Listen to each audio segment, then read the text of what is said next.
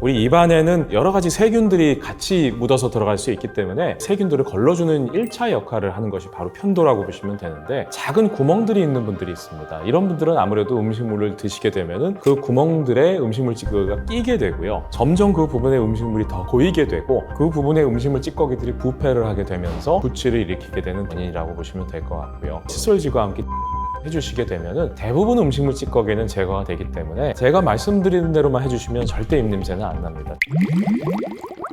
안녕하세요. 저는 시니어 분들의 구강 관리를 연구하는 대한시니어치과학회 회장을 맡고 있는 장혁진이라고 합니다.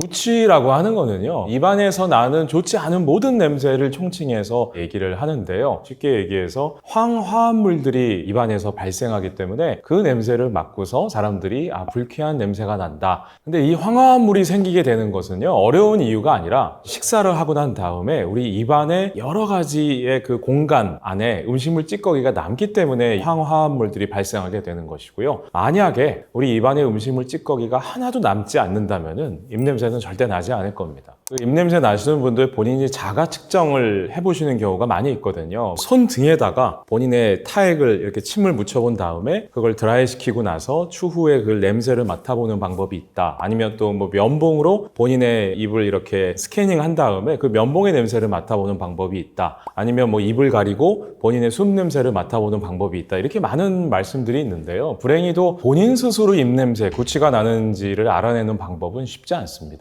제일 좋은 방법이야, 주변 사람이 본인의 그 입냄새를 맡아보고서 가르쳐 주시는 방법이 제일 정확하긴 한데요. 아무래도 주변 분들이 얘기를 해주시기가 쉽지가 않죠. 그래서 제가 아까 황화합물 말씀을 드렸는데요. 실제로 수치화해서 기계로 측정할 수 있는 방법이 또 나와 있습니다. 그림 보시는 것처럼 치과에 가시면 이와 같은 장비를 가지고 있는 치과도 많이 있는데요. 음주운전 측정할 때처럼 가느다란 관이 연결되어 있습니다. 그래서 쭉 숨을 내뱉게 되면은 측정이 됩니다. 보통 한 80에서 150 정도 되는 거는 이제 정상이라고 보고요. 입냄새로 유발을 하는 그런 음식들을 드시고 나서 숨을 뱉어보면은요, 수치가 많이 올라갑니다. 말씀드린 것처럼 이렇게 측정하는 방법이 있고요. 본인이 좀 동기부여를 하는 방법은 칫솔질 하신 다음에 치실을 이용해서 본인 이와 이 사이를 이렇게 좀 깨끗하게 클렌징 하신 다음에 아무도 안 보는 데서 냄새를 한번 맡아보세요. 거기서 나는 냄새가 바로 아까 말씀드린 입냄새의 원인인 황화합물의 냄새고요. 그게 바로 본인 입에서 나는 냄새거든요. 그 이하고 이 사이에서 구취가 나는구나 느끼시게 되면은 칫솔질만 해서 안 되겠구나라는 동기부여가 충분히 되실 것 같아요.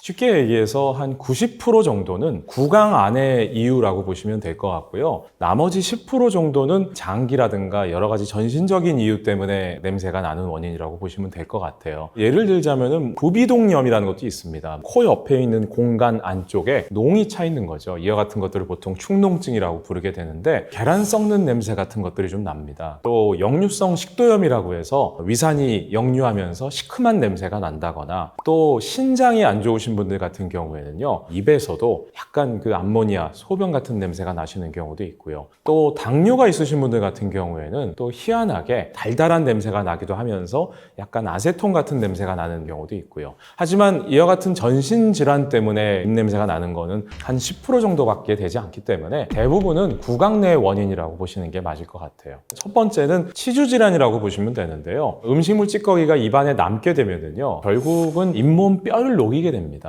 충치 세균이 있고 또 치주 질환을 일으키는 치주 세균이 있는데요. 이 두 가지 세균이 우리 입안에 남아있는 음식물 찌꺼기를 섭취해서 여러 가지 안 좋은 성분들을 내뿜게 됩니다. 우리 잇몸 뼈를 녹여서 치주 질환을 일으키게 되는 거고요. 그러다 보니까 잇몸 주변에 염증이 생긴다거나 고름이 난다거나 하는 일이 생기는 거고요. 또 반대로 충치를 일으키는 세균들이 입안에 있는 음식물 찌꺼기를 먹고 나쁜 성분들을 내뿜게 되면요, 바로 충치가 생기게 되는 거죠. 그래서 사진만 보는 거지만 안 봐도 냄새가 난다고 느낄 만큼 상당히 치주 질환이 진행이 많이 되어 있는 양상이 보이고 있고요. 또 충치가 생기는 경우에는 치아가 파절되거나 아니면 부러진 상태로 그걸 방치하시는 분들이 계십니다. 지금 나오는 사진처럼 충치가 생기시면 당연히 그 부분들에 또 음식물 찌꺼기가 끼고 부패할 수밖에 없거든요. 그러니까 냄새가 또 마찬가지로 날 수밖에 없고요. 그리고 또 하나는 보철물을 입안에 하신 분들이 계세요. 금이라든가 이런 도자기 같은 재료로 이를 씌워 놓으셨다거나 아니면 라미네이트 같은 것들을 하셨다거나 임플란트도 마찬가지고요. 이런 것들을 관리하시지 않고 오랫동안 방치하시다 보면은요, 지금 나오는 사진처럼 겉으로 보기에는 금으로 씌워놓은 것들이 멀쩡해 보이지만 저걸 뜯어내 보면은요, 저렇게 안에 충치가 엄청나게 많습니다. 또 음식물 찌꺼기도 많이 껴 있고요. 그렇기 때문에 냄새가 많이 날 수밖에 없고요. 그리고 네 번째, 애기들한테 혀를 내밀어 보라고 하면은요, 실크처럼 반짝반짝합니다. 연세가 많이 드신 분한테 혀를 내밀어 보라고 말씀드리면요, 가뭄이 있을 때 논바닥 갈라진 것처럼 혀가 많이 갈라져 있고요. 그 부분에 바로 또 음식물 찌꺼기가 많이 낍니다. 이런 부분들을 바로 설태라고 하고요. 이런 부분에서도 냄새가 많이 나고요.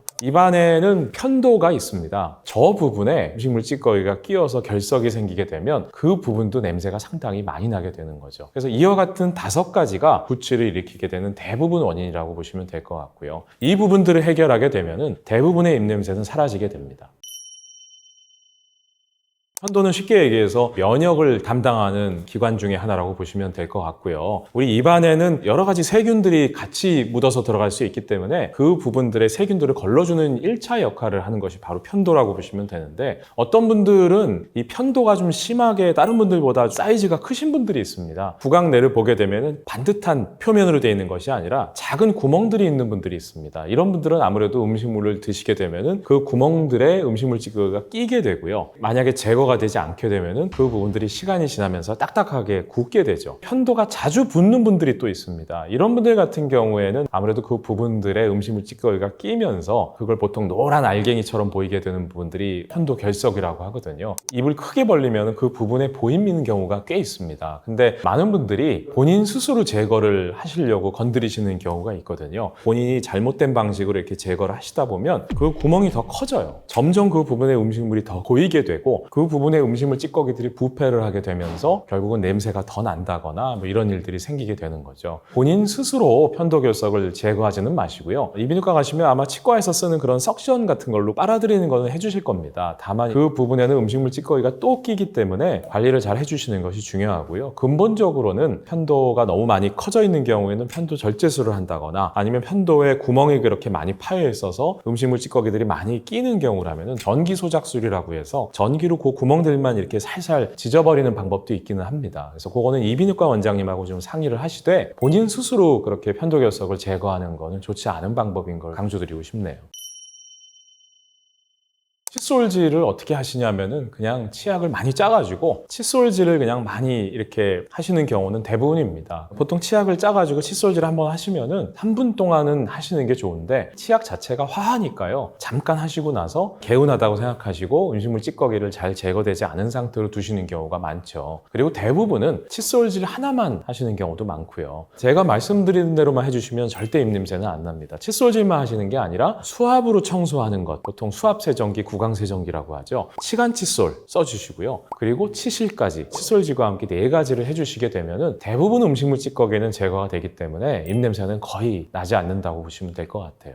구강내 원인 5가지 중에 혀도 말씀을 드렸는데요. 혀까지 닦으시는 분들은 잘 없어요. 왜냐하면 칫솔질 하시다가 대부분 그냥 구역질 하셔가지고 혀를 닦는 걸 잘 못하세요. 칫솔질은 말 그대로 치아와 잇몸을 닦는 거고요. 또 혀를 닦는 건 칫솔로 닦는 게 아니라 혀를 닦아주는 혀 클리너라는 제품들이 또 따로 있습니다. 백태가 끼게 되면은 칫솔질만으로는 잘 제거가 안 됩니다. 게다가 연세가 많으신 분들은 혀 자체가 많이 갈라져 있기 때문에 효율적으로 제거가 되지 않거든요. 이런 것들로 칫솔질을 하시고 나서 혀도 한번 깨끗하게 플라그들을 제거해 주시게 되면은 입냄새가 나는 원인 자체도 많이 줄일 수 있습니다. 입냄새가 나시는 분들이 가장 먼저 택하시는 게요. 이와 같은 가글액들 많이 쓰세요. 근데 알코올 성분이 들어가 있기 때문에 일시적으로 화하고 또 좋은 냄새가 날 수는 있습니다. 하지만 음식물 찌꺼기를 깨끗하게 제거한 다음에 가글액을 쓰시는 건 좋은데 일시적으로 그냥 냄새가 나지 않기 위해서 가글액을 쓰시게 되면은요, 오히려 나중에 음식물 찌꺼기가 부패하면서 냄새는 더 나게 되고요. 그리고 또 하나 중요한 것은 이런 가글액들을 쓰면은요, 우리나라 사람들은 자극적인 거 상당히 좋아하세요. 한번 하고 나면은 막 입안이 얼얼할 만큼 자극적인 거 좋아하시는데요. 가글액을 써보시면은 오래 머금지 못할 정도로 너무 화한 가글액들은 오히려 구강을 건조시킵니다. 알코올이 많이 들어가 있기 때문에 가글액을 쓰시는 것은 좋은데 4가지 구강 관리 도구를 쓰셔서 음식물 찌꺼기가 끼지 않도록 해주시고요. 또 알코올이 좀 적게 들어가 있는 각을 쓰셔서 관리를 해주시면은 훨씬 더 입냄새가 적게 날 겁니다.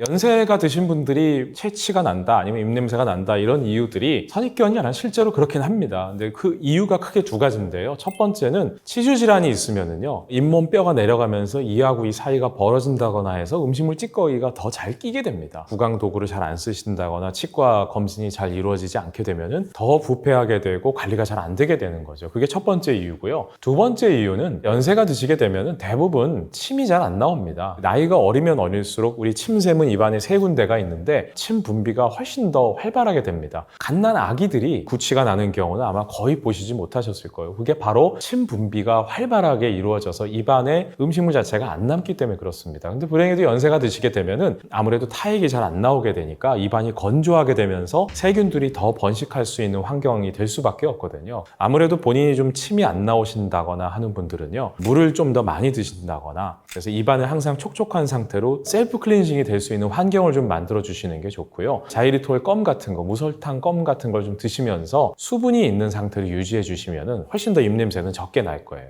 구취가 나는 이유 크게 5가지에 대해서 설명을 드렸는데요. 음식물 찌꺼기가 우리 입안에 남지 않게만 해주면 결국은 이 5가지 원인도 자연적으로 해결이 됩니다. 그렇기 때문에 꼭 하셔야 되는 것은 식사를 하시고 난 다음에 음식물 찌꺼기가 칫솔질만으로는 절대 되지 않거든요. 내가 입냄새가 난다 하시는 분들은 시간 칫솔, 구강 관리 도구를 쓰시면서 또 가그렉도 쓰시고 관리를 해보시고 그리고 마지막으로 중요한 것은 치과에 가셔서 겉으로 보기엔 멀쩡합니다. 하지만 그 안으로 음식물 찌꺼기가 끼고 충치가 생기는 경우도 많이 있기 때문에 오래된 보철물도 좀 교체해 주시고 또 편도결석 관리 좀 해주시고 나면은요 입냄새는 거의 나지 않을 겁니다.